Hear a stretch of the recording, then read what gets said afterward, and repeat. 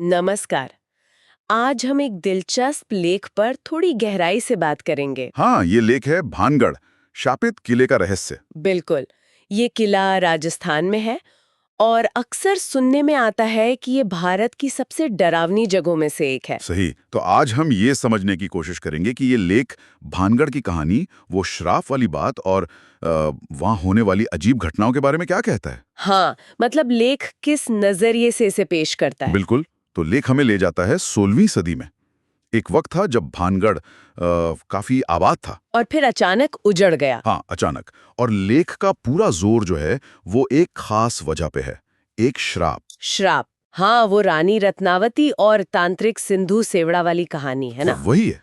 लेख यही बताता है कि वो तांत्रिक सिंधु सेवड़ा रानी पर मोहित था। और उन्हें वश में करना चाहता था काले जादू से। हाँ, लेख के मुताबिक उसने किसी इत्र की शीशी पर जादू किया था। लेकिन रानी को पता चल गया। हाँ, उन्हें भनक लग गई और उन्होंने वो शीशी एक पत्थर पर फेंक दी या मार दी। और वो पत्थर लुढ़कता हुआ सीधा तांत्रिक पर जा गिरा। बिल्कुल।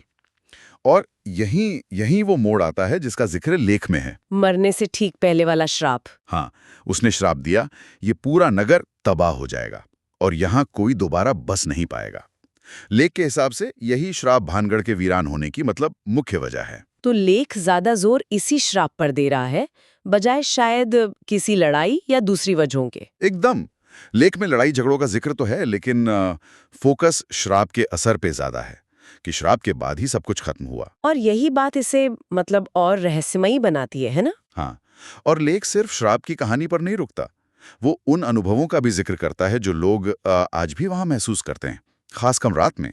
रात में जैसे? जैसे किले के खंडरों से आवाजें आना, चीखने की, रोने की, ऐसी। अच्छा। हाँ, और कभी-कभी ऐसा भी सुनने में आया है लेख के अनुसार कि औरतों के बात करने या पायल बजने की आवाजें आती हैं। और लेख इन्हें सीधे श्राप से जोड़ता है या अतृप्त आत्माओं से। हाँ, बिल्कुल। लेख का इशारा उसी तरफ है। और वो महसूस होने वाली बात, जैसे कोई आसपास है। हाँ, वो भी।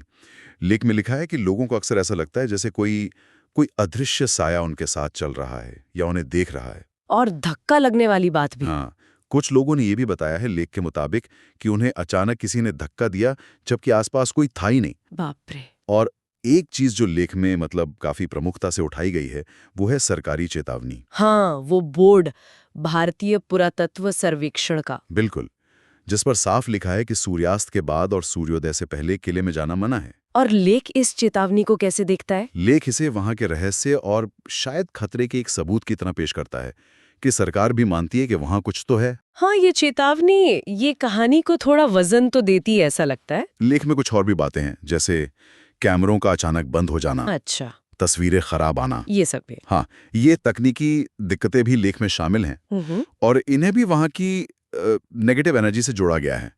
हम्म। पर यह ध्यान रखना जरूरी है कि लेख इन बातों के लिए कोई कोई ठोस वैज्ञानिक सबूत नहीं देता। हम्म। ये ज्यादातर सुनी सुनाई बातों या लोगों के निजी अनुभवों पर आधारित लगता है। तो अगर हम इस लेख का सार निकालें तो भानगढ़ का पूरा रहस्य तांत्रिक के श्राप, रानी की कहानी और रात में होने वाली इन अजीब घटनाओं के इर्द इर्द बुना गया है। हाँ, और सरकारी चेतावनी इसे और पुख्ता करती हुई लगती है लेख के नजरिए से। तो लेख का झुकाव साफ तौर पर अलौकिक चीजों और श्राप की शक्ति की तरफ है। बिल्कुल, ये स्थानीय लोक कथाओं और डर को ज्यादा महत्व देता है बजाय किसी तार्किक या वैज्ञानिक व्याख्या के। तो फिर सवाल ये उठता है कि इन सब बातों का मतलब क्या मतलब निकाला जाए?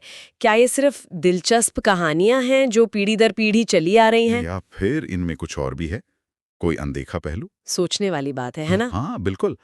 क्या किसी जगह का इतिहास, उससे जुड़ा कोई श्राप जैसा गहरा भावनात्मक आवेश और फिर बहुत सारे लोगों का उस पर विश्वास, क्या ये सब चीजें मिलकर उस जगह की ऊर्जा को या कथित वास्तविकता को वाकई बदल सकती हैं? और जहां तर्क या विज्ञान पूरी तरह से समझा नहीं पाते, जैसा इस लेख में बताई गई कई घटनाओं के साथ लगता है, तो फिर विश्वास और संदेह के बीच की वो रेखा कहाँ है? ये एक ऐसा सवाल है जिस पर शायद हम सबको सोचने की जरूरत है। विज्ञान और विश्वास की सीमाएं कहाँ मिलती हैं या कहाँ खत्म होती हैं, खासकर ऐसी रहस्यमयी जगहों के संदर्भ में। वाकई एक गहरा सवाल है सोचने के लिए।